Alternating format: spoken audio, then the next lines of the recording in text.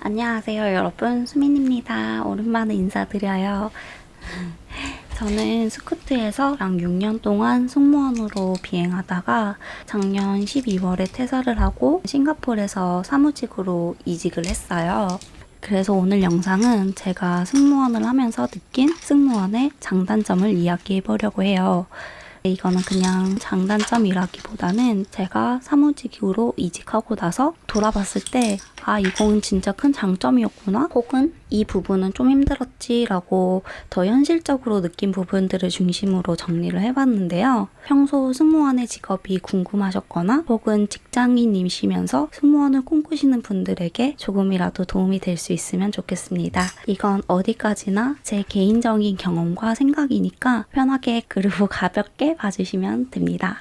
이번 영상에는 제가 퇴사하기 전에 제 친한 동료들한테 주려고 만들었던 쿠르텍 영상도 함께 넣어봤어요. 끝까지 재밌게 봐주시기 바랍니다. 그럼 바로 시작해볼게요. 첫 번째, 업무에 연장선이 없다. 승무원은 비행이 끝나면 그날의 업무도 완전히 종료돼요. 물론 회사나 직무마다 조금씩 차이는 있겠지만 사무직이랑 비교하면 차이가 확실히 느껴지더라고요. 사무직은 퇴근 후에도 이메일을 확인하거나 메신저를 보거나 또는 내일의 업무를 준비해야 하는 경우가 있더라고요. 하지만 승무원은 비행이 끝나는 순간 모든 일이 깔끔하게 끝나요. 그냥 그 비행기에서 나오는 순간 내 업무는 다 끝난다고 보시면 돼요. 그래서 일과 사생활이 확실히 분리되는 직업이라는 점이 가장 큰 장점이에요. 또 하나 좋은 점은 사무직은 매일 같은 동료, 같은 상사와 계속 부딪히다 보니까 그 관계에서 오는 스트레스가 있을 수 있잖아요. 근데 승무원은 매번 새로운 동료들과 비행을 하기 때문에 특정한 사람과 오래 부딪히는 일은 거의 없어요. 물론 승객을 응대해야 하긴 하지만 한 번 만난 승객을 다시 볼 일도 거의 없기 때문에 감정적으로 소모되는 일은 훨씬 적습니다. 물론 저도 비행하다 보면 화나는 순간도 있고 억울했던 일들도 있었어요. 초반에는 그런 상황들 때문에 스트레스가 좀 컸었는데 비행을 계속 하다 보니까 그냥 이 비행에서 생기는 일들은 하나의 에피소드일 뿐 사람 때문에 받는 스트레스는 비교적 금방 단발성 스트레스로 끝나는 것 같아요. 이게 제가 생각했을 때 승무원이라는 직업에서 느낄 수 있는 가장 큰 장점 중 하나인 것 같아요. 두 번째는 근무 일정과 휴무 조정이 정말 자유롭다.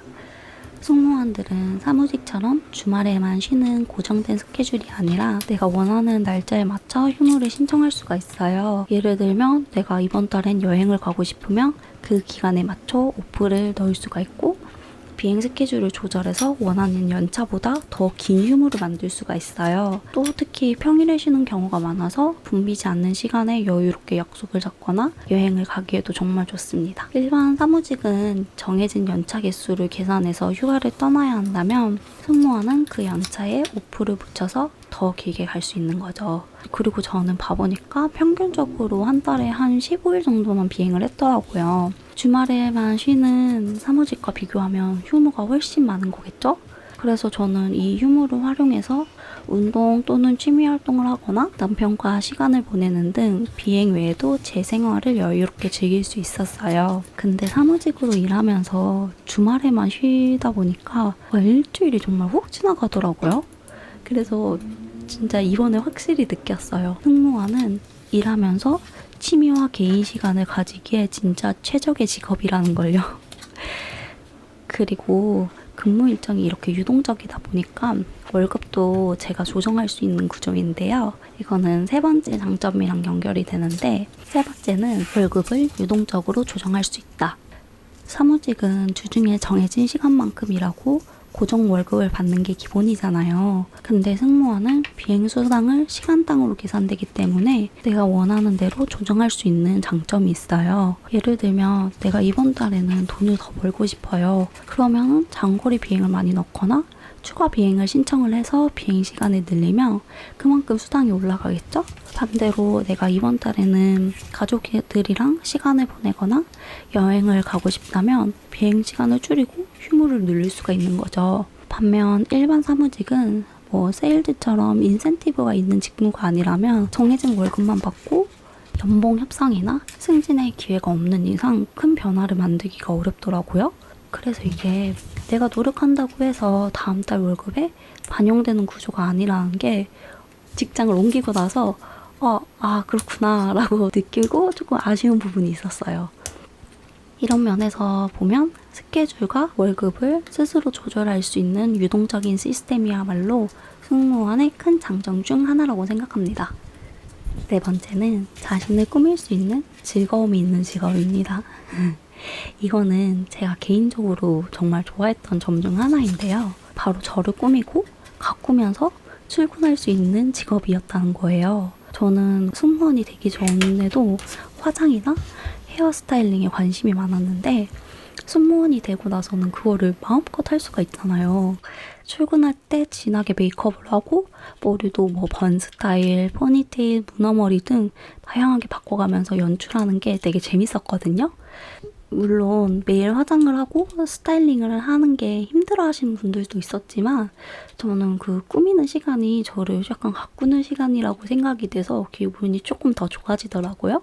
왜 화장이 잘 되거나 마음에 드는 옷을 입고 외출하면 기분 좋잖아요. 약간 그런 맥락인 것 같아요. 특히 요즘에는 색조 화장품이나 피부 관련 제품이 정말 다양하고 퀄리티도 좋잖아요. 뭐 속눈썹 펌이나 연장 같은 시술도 해보면서 제 모습을 꾸미는 것 자체가 즐거웠어요. 근데 지금은 사무직으로 일하다 보니까 특히 싱가포르에서는 진한 화장을 하거나 외적으로 꾸미는 문화가 강하지 않아요. 그래서 저 또한 그 승무원 때의 화장보다는 좀 더 자연스럽게 또 예전만큼은 안 하게 되더라고요.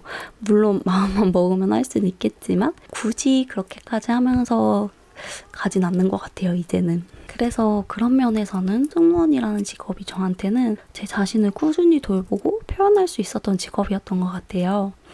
이 점도 저한테는 진짜 큰 장점으로 남아있어요. 자, 지금까지 승무원의 장점에 대해 얘기해봤는데요. 물론 장점만 있는 건 아니겠죠?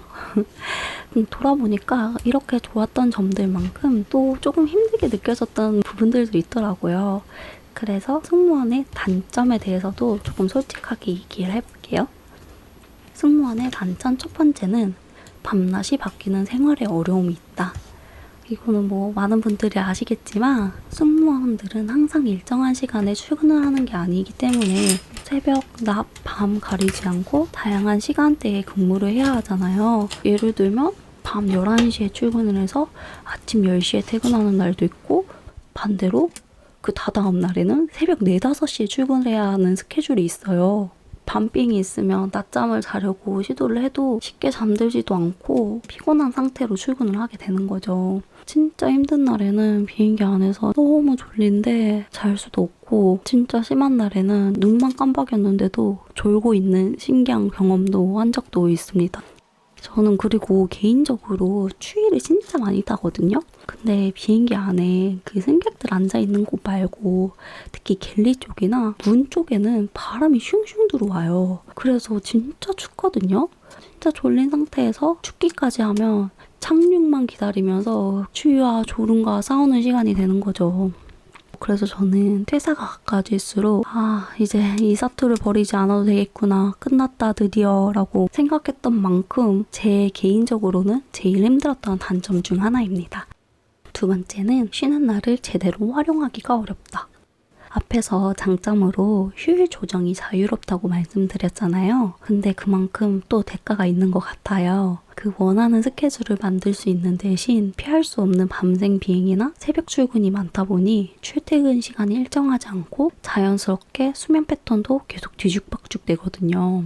저 같은 경우에는 밤샘 비행을 다녀오면 그 당일이나 그 다음날까지는 피곤해서 하루 종일 침대에 누워만 지낼 때가 많았어요. 예를 들면 뭐 밤새도록 일하고 아침 8시에 퇴근하면 그냥 씻고 바로 자요. 일어나면은 뭐 점심이나 오후 1~2시 정도 되거든요. 그때 밥 먹고 또 누워서 쉬다가 또 자요. 그러면 하루가 훅 사라져 버리는 거죠. 특히 저는 보상 심리가 커서 나는 어저께 못 자고 일했기 때문에 오늘은 몰아서 잠만 잔다 라는 생각으로 하루를 잠으로 통째로 날려버릴 때도 있었거든요.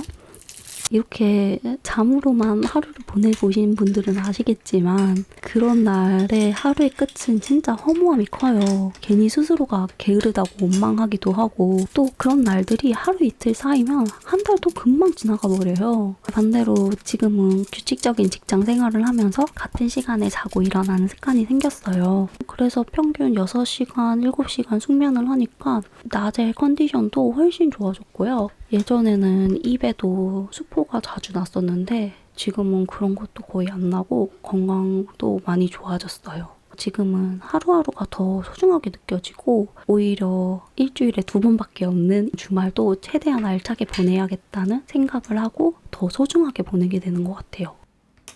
세 번째는 건강 관리가 어렵다. 이렇게 수면 시간이 들쭉날쭉 하다 보니까 결국 건강에도 영향을 주게 돼요. 잠이 부족하면 면역력이 떨어지고 또 피로가 쌓이면 생활 리듬 자체가 다 깨져버리잖아요. 특히나 잠과 식사는 건강이랑 바로 직결이 되잖아요. 왜 밥 잘 먹고 제때 잠만 잘 자도 건강하다라는 말이 있잖아요. 근데 승무원은 그게 될 수가 없어요. 제때 못 먹고 제 시간에 밥을 못 먹는 생활이 계속 반복이 되니까 몸에 무리가 올 수밖에 없어요.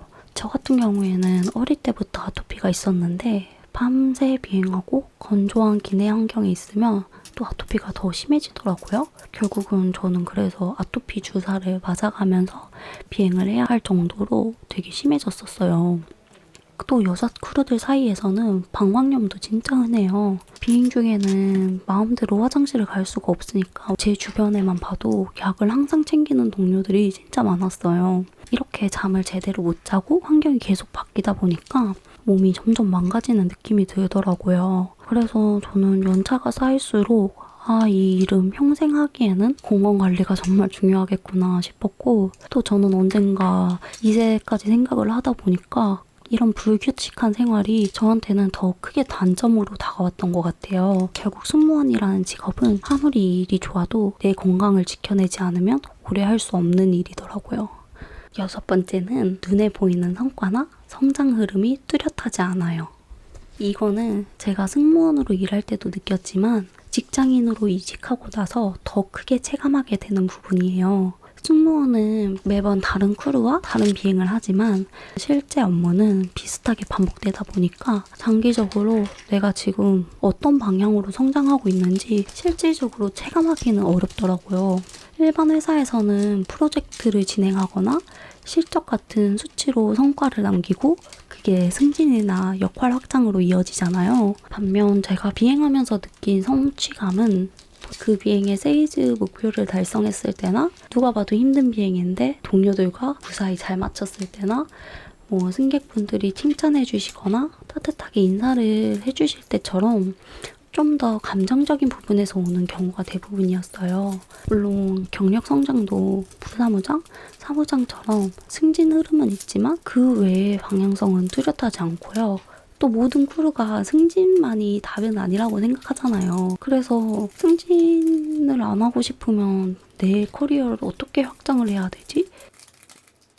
나는 하루하루 바쁘게 비행을 했지만 몇 년이 지나도 경력이 눈에 띄게 쌓이거나 완성했다라는 실질적인 성취감을 느끼기 어렵다는 점이 개인적으로 조금 아쉬웠던 것 같아요. 여러분, 제가 이직한 지 꽤 됐거든요. 근데 승무원 경험이 진짜 소중하잖아요. 저한테는 되게 소중했거든요. 근데 그 경험들이 너무 미화되기 전에 솔직한 마음으로 남기고 싶어서 이 영상을 만들게 되었습니다. 앞서 말씀드렸던 것처럼 일반적인 장단점이라기보다는 직장인이 되고 나서 지금 돌아보니 이건 진짜 좋았고 힘들었지 라고 생각되는 부분들을 중심으로 정리를 해봤어요. 물론 제가 단점도 많이 말했지만 저는 이 일을 한 번도 후회한 적이 없고 정말 매력적인 직업이었다라고 자신있게 말할 수 있어요. 오늘 영상은 승무원을 꿈꾸는 분들께 조금이라도 도움이 되셨길 바라면서 여기서 마치겠습니다. 끝까지 봐주셔서 감사드립니다. 그럼 안녕.